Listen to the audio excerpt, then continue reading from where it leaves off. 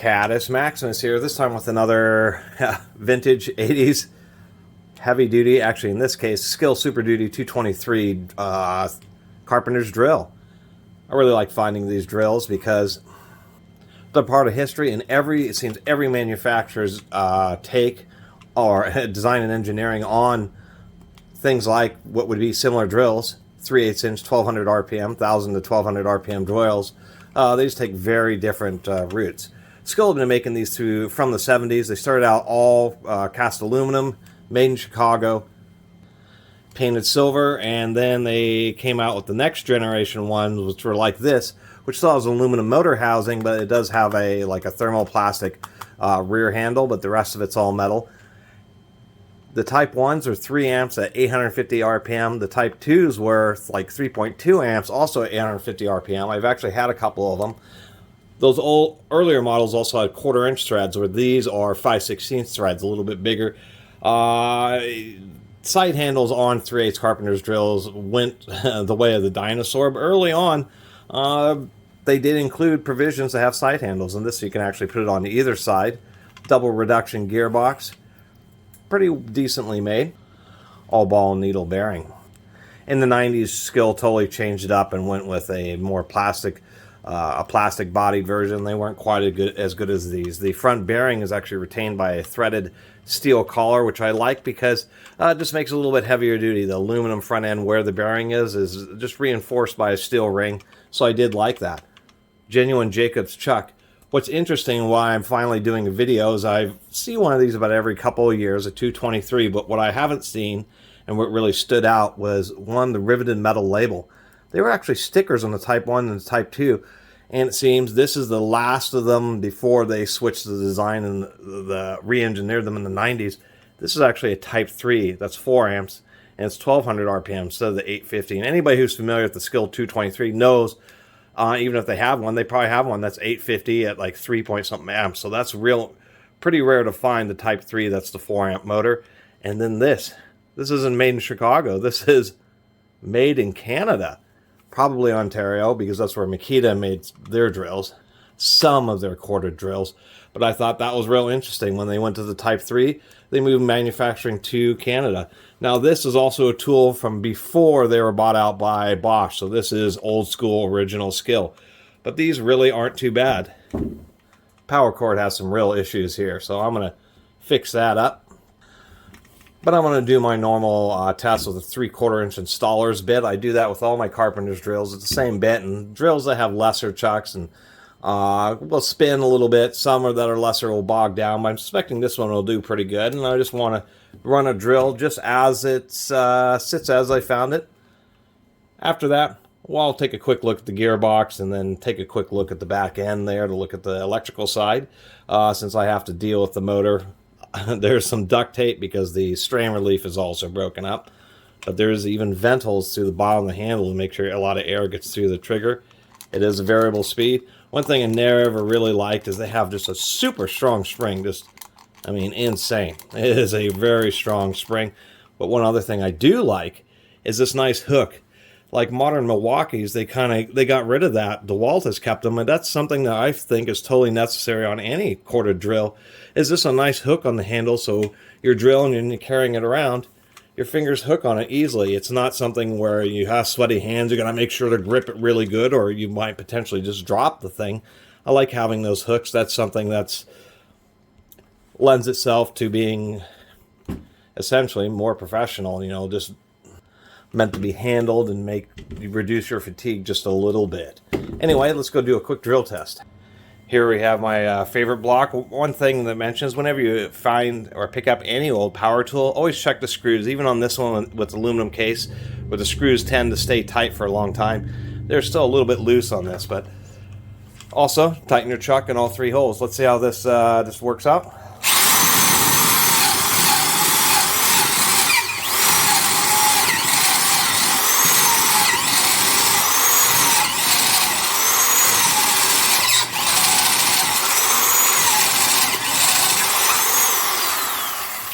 Really, not too bad. Let's go ahead and knock this apart. We'll just take a quick look at the gears, see about the lube, see how worn the gears are. Can't tell if the gears are getting towards the end of their life or not, there is a little bit of backlash, but the tolerances are so tight that you really have to take a look at the gears to see what condition they're in. It was a little bit noisy, to tell you the truth.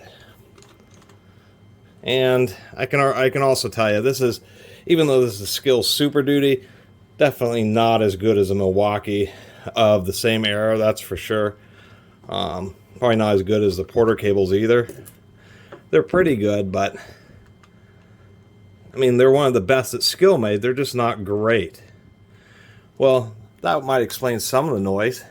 Straight cut gears are going to make a lot more noise.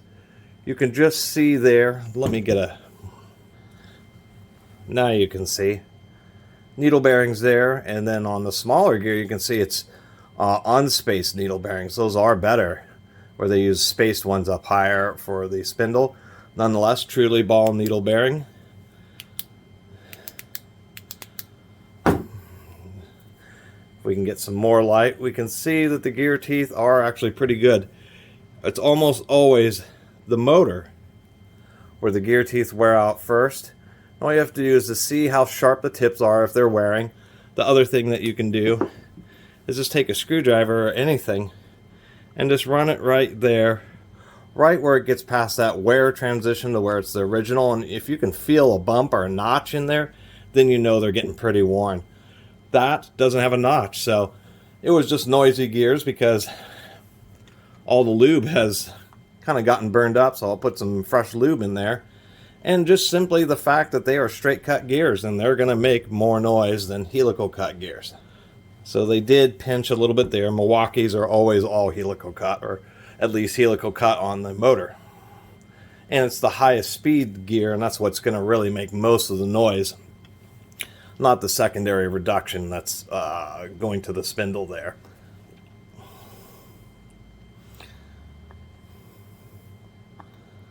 And I'm having trouble popping this out, which means that's going to be a ball bearing on the front of this gear. If it was a needle bearing, I'd just be able to just pull it right out, but it's kind of getting stuck on the ball bearing, or the ball bearing's getting stuck on the because it's bigger diameter than the gear. The edge of the ball bearing's hitting the back of the spindle gear there, so you'd have to pull off the chuck. Anyway, let's take a look at the backside. I should also mention real fast that they're just relying on the screws for the gear case alignment. They don't have a separate alignment pin, which is a little disappointing. The gear case holes have pretty good tolerance, so it's pretty straight, but it would have been nice to see an alignment pin, so when you pull off the gearbox, you can put it back on with perfect alignment, just like, you know, transmission cases on a car or something like that. So anyway, besides that gearbox stuff, once you get the screws in there, there's very little play between the front housing and the diaphragm when you go to tighten down the screws. So you kind of just wobble it and you can usually see exactly where the screws were seated before. You just try to adjust it maybe in the middle position and then tighten down the screws. But for Skil's Super Duty, would have liked to see an alignment peg, would have liked to see helical cut gears. And if Skil was, even though Canadian tools are pretty good, that's they definitely care about what they're making. Nonetheless, if they're going to move production up to Canada just to save a little bit of money, they should have spent it on the gears, because what they're doing is they're playing off like their Super Duty Skil 77 7.5 inch or 7.25 inch warm dry Skil saw, which is like what made this whole company's name, was that darn saw, the Skil 77. No joke. And one product, the entire company, kind of like Master Lock. They had one advertisement during a Super Bowl in the 80s or something about shooting their locks, and now every store sells Master Lock, and Skil did the same thing. It goes to show you how just one popular product can make or break a whole corporation. But they should have continued trying to be a little more competitive with their other products, such as these drills. So anyway, you can pull this handle off. This is an interesting two-piece. This front piece actually pulls off the front screw here, and then you have two screws up there. Got the handle apart. Interestingly enough, there's some oddball torque screws. I don't know if these have been replaced after the fact or what, but it had this one, and then there are two there for the cord clamp, or the cord pinch, and they are using ring terminals. Should mention that they do have a bellows on the trigger, so that is nice. So there are some other nice features. that are Super Duty, even though I'm criticizing the gears and the gearbox some. Unfortunately, even though I kind of like this design, where they use just ring terminals instead of pinch clips, that's actually more reliable because that's really positive. Those are crimp connections with a screw down terminal. Yeah, since it's a metal body drill, there's a ground wire that has to go all the way up to the motor, and it makes it just a little bit more of a hassle. Look at this. It's telling me in here that electrical repair should only be attempted by skilled repairmen. Contact the nearest Skil service center or other competent repair service. Well, I'm heavily incompetent and do have a little bit of training in electricity. We'll see if this shocks the beans out of myself once I get it all back together. While I'm in here, since it does have all these terminals, I'll make sure all the rest of them are tight while I go ahead and replace this power cord. And we're going to take a quick look at the brushes to see how worn they are. But first, let me get this cord out of here. This is why people donate a lot of these tools. They just have already replaced a cord or something like that, and they just don't want to deal with the hassle again. It's just as simple as that. They just don't want to deal with it, and so they donate it. It's not like a hand tool where it either works or it doesn't, or it's a ratchet where you can quickly take it apart, throw some brake clean on it. Actually, I shouldn't have pulled. That was the incorrect terminal there. Oops. You have to be kind of careful of these switches because almost universally, the input is going to be coming in from the bottom of the switch, and anything that comes off the top or even the bottom side, if they have multiple wires down there, will be going to the motor. But in this case, you have to be careful because one input is down here and the second one is up here, which is not universal. These wiring positions you have to kind of be careful of, and I think that's a little strange that they have it set up like this, but that's the way it goes. When you make your new wire, you want to keep this one so that you actually, interestingly enough, no. Oh, I see what they did here. Since they had so much space in the handle, they just cut all these wires long enough for the ground wire to reach, and then just twisted up and crammed these primary power wires into the handle, when really, this should have been cut about an inch shorter. This cut even shorter than that to make it a little bit more proper. And, well, yeah, that was totally split. I'll be replacing the strain relief. That's obviously pretty well busted. Here's my little bin of strain reliefs. This kind of looks like it's the right size. All you want to do is just make sure it kind of seats in properly. That seems to do okay there. How about right here? Try to put both sides of this together. Let's see if that's going to really want to work.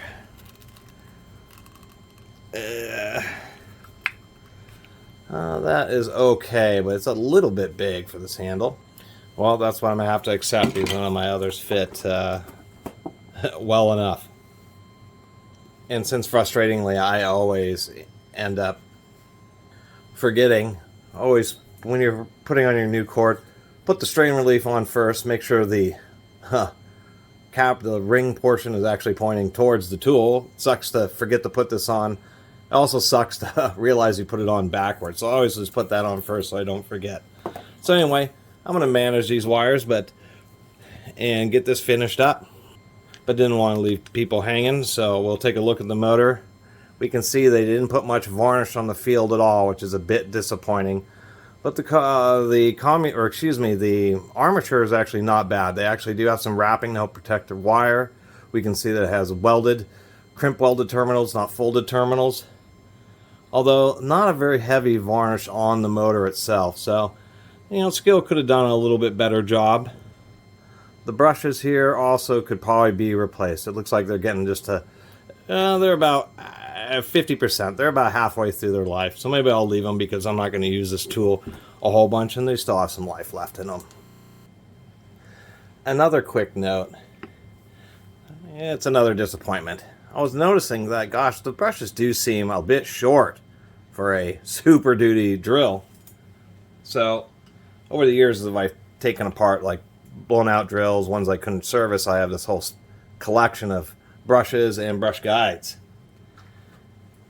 And I remember out of some other Skil that I had pulled out some brush guides. These are the very same guides, the very same length, but what do you notice here? A much longer slot, able to deal with a much longer brush. And I think the reason they just went with short ones is because of interference, because of these wires. But I will spend a little minute trying to see if I can't manage these wires, but I don't think I'm going to be able to. Because obviously one of these long holders down here is going to put this wire, and it's just going to get jammed up against there. So it seems like they kind of chinsed out, but they could have done a little bit better job and put in long brushes like on these holders. So come on, Skil. Doesn't matter, they're owned by Bosch, and they're like not the company they used to be. But when this was made, certainly once again was not a Milwaukee. Also, I forgot to mention earlier, and I should have shown the other side, so this is a New Holland. What is interesting is it's listed at 6 amps, but it's rated at 5 amps, so the trigger is okay, but it's a 4 amp motor. And on really heavy duty or quality tools, I should say portable power tools, good ones, the switches will be rated. This is only slightly overrated. You might see just a straight up 6 amp, not this 6, and then kind of the SA 5 amp rating. It does have like a little window for the circuit to get a little bit of airflow, and with the air through the handle, that does help prevent that little variable speed circuit from burning out.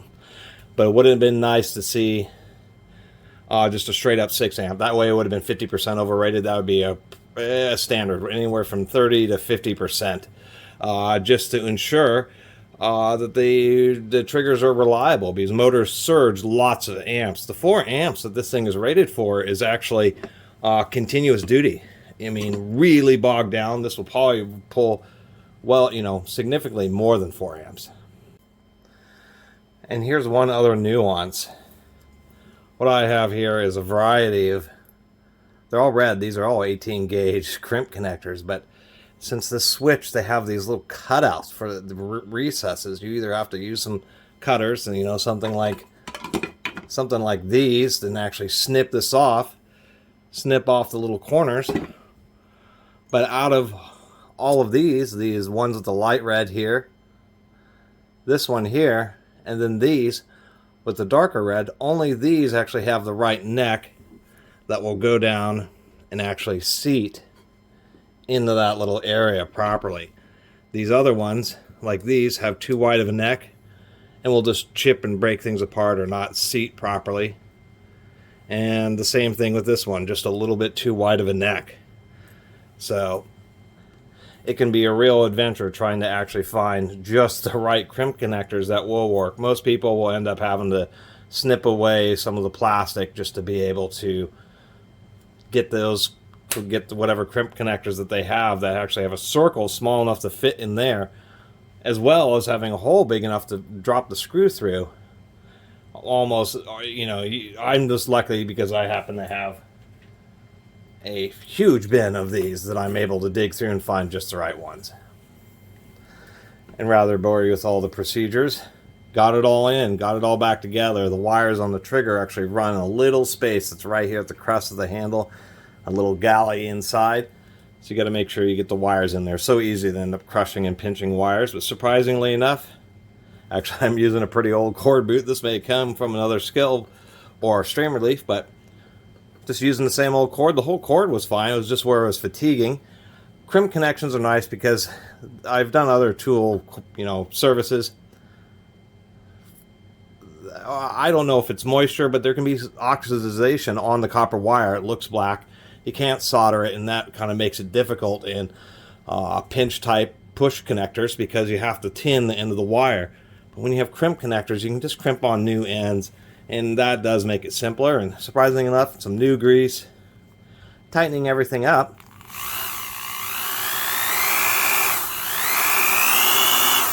Sounds a lot better.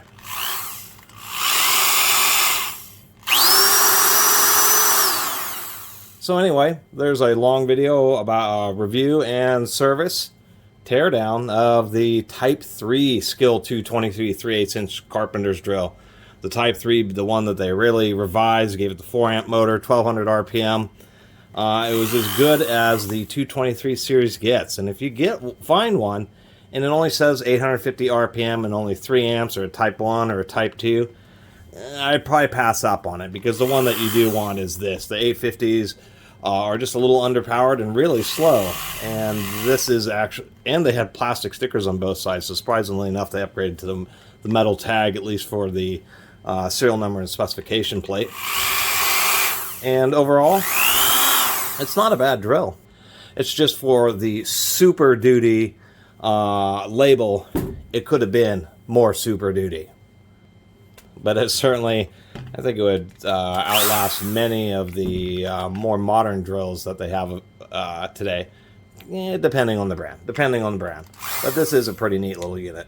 And it's kind of nice to build up a collection. Someday I will do a whole video that's just comparing all the 3/8 Carpenters drills, since those were like the most quarter-inch drills from anywhere from the 30s, 40s, 50s, 60s, just because they're the smallest and cheapest. And then it started really transitioning to 3/8 drills, and so that's why I really like collecting these 3/8 ones over the quarter-inchers. They were just a little bit more money, that and half-inch drills, although those are much harder to find. Kind of like this. Too bad Skil doesn't make any drills that are close to this anymore. Anyway, really appreciate everybody who's been watching and subscribing, and if you haven't subscribed, please do. Till next time, Catus Maximus out.